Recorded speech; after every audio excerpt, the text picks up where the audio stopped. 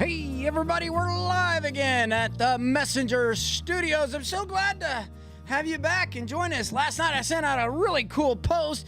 If you didn't know, the Starlink satellites were in the sky and it was like a train moving through the sky. Last year when I saw this, I got to tell you, I was at a campfire in the backyard of my home here in Meade County, and I saw them coming across the sky. I was thinking, after all these years of military service, that's not a military flight path. And I've definitely not seen anything like that from UPS or anybody else coming in to land at the airport in Louisville. And so I got a bump post yesterday. It came from WDRB in Louisville, and I was like, man, this is back up. And so when I saw that, I was like, I have to let everybody know here in Meade County, because it was such a beautiful sky last night. And when the moon set, it had that nice, crisp little ring of the sun glowing off of it. And it was just absolutely gorgeous. Today, I've got the editor with us, Julia Yule. She's here on the show. She's right in front of a whole ton of Easter baskets, as you can see her right now. We've got this promo going on this week. In fact, you've got until tomorrow. If you're a business out there that wants to participate in the Easter basket donation, we have tons of coloring coming in to the Messenger, trying to win one of these baskets from our local businesses. And there's a ton of local businesses, and more just got dropped off today, but they're all throwing them in. What do you think of the participation this year? What do you think? I was really surprised. It went a little slow at first, but my gosh, the last couple of days have been an avalanche of baskets. I thought I was going to have to put in a revolving door so that when they came in, they could just keep on going, because there were so many people coming in today. It was crazy. And we're glad to have you coming out. I mean, out of the baskets, I think how many do we have? About 13? 14? Yeah, at least. Yeah, and I know that the coloring has come in.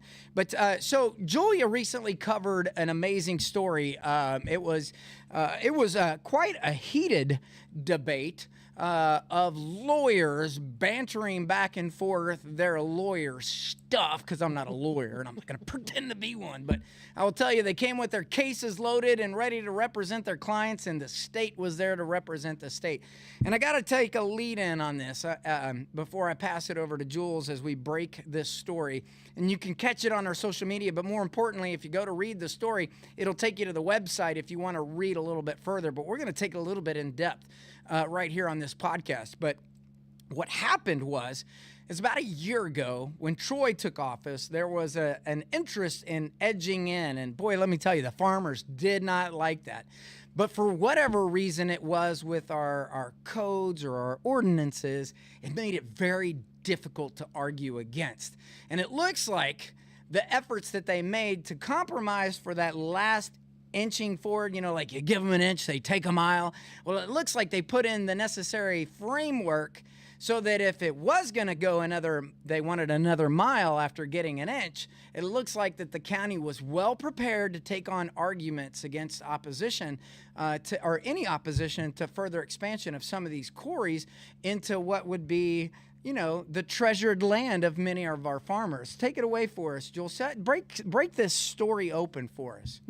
Well, I don't know about breaking this story open, but I will say I am, for those of you who don't know me, I'm a nerd in that I love meetings, because when you go to meetings, you have your finger on the pulse of the county.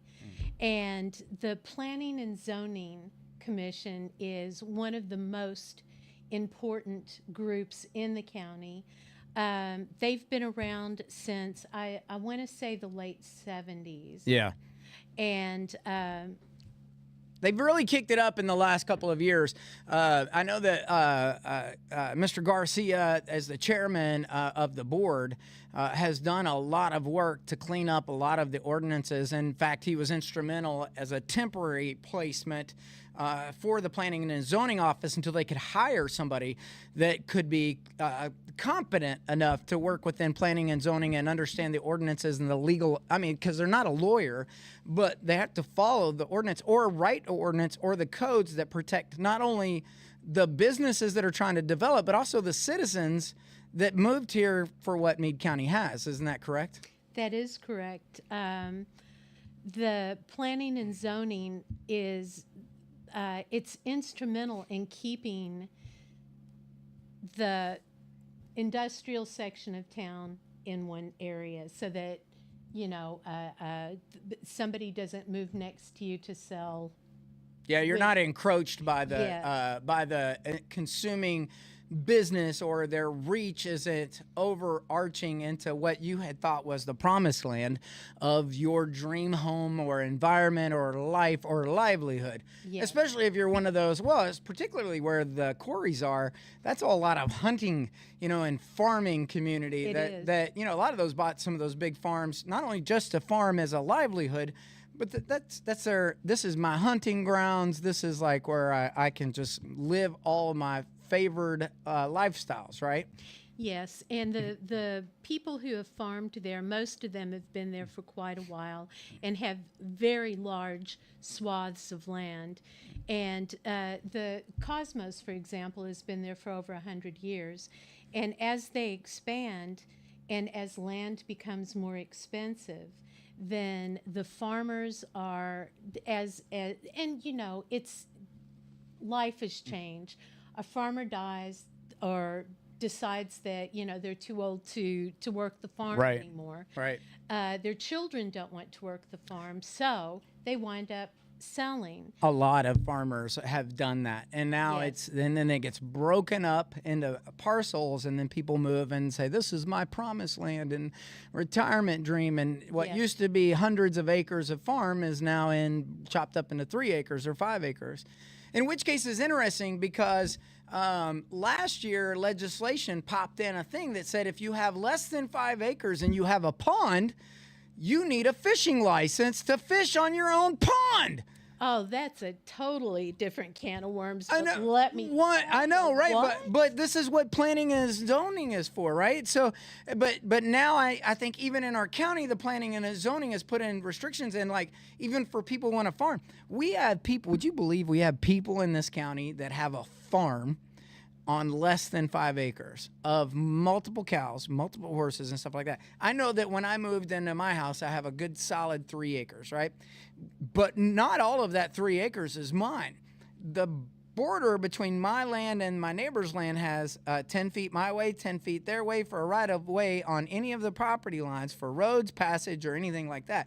So the 3 acres that I'm really mowing is not all mine, but nobody from the county is going to come and mow the border between my neighbor and me, nor are they going to mow the ditches that go up to the roads, right?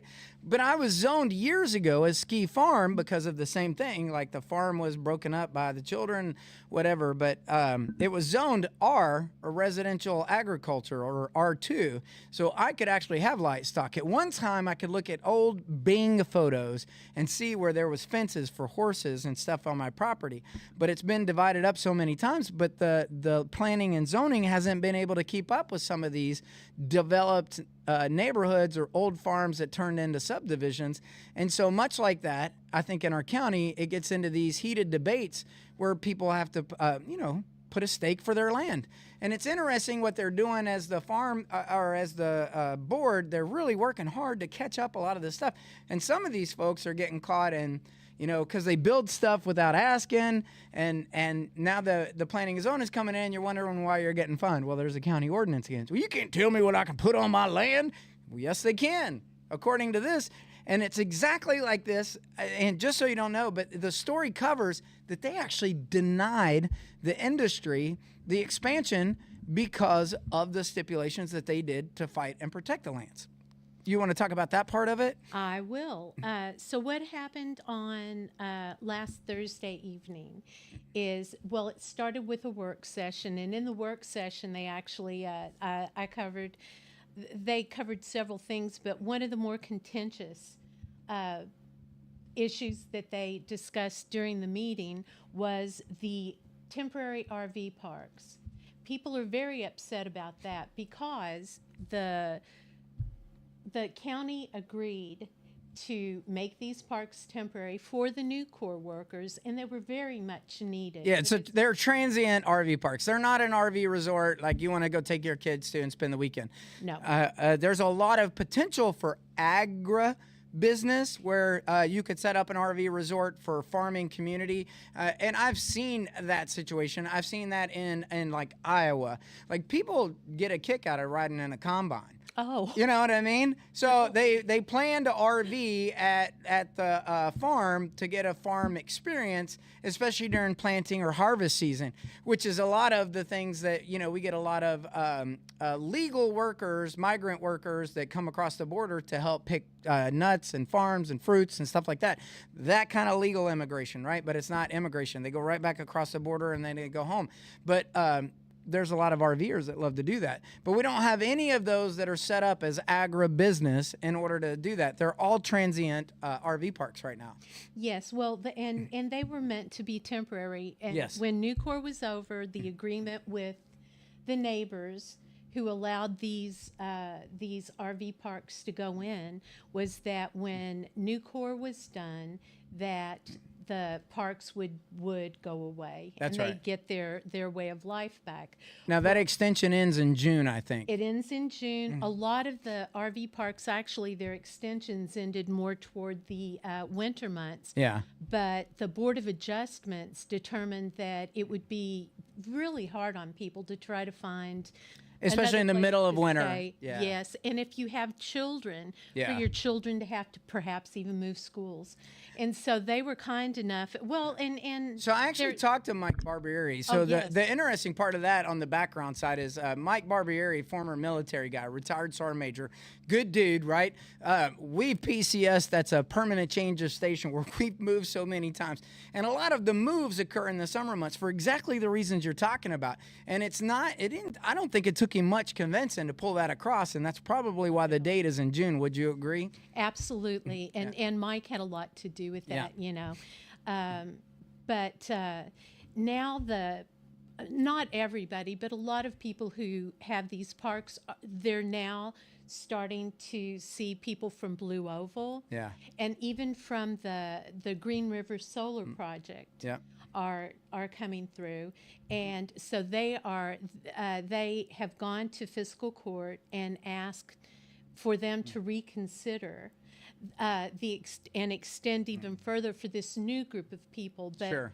I think and you'll have to, I only cover this story, I am not on the board, but what I have ascertained over the past few meetings is that they're not against extending, but just not.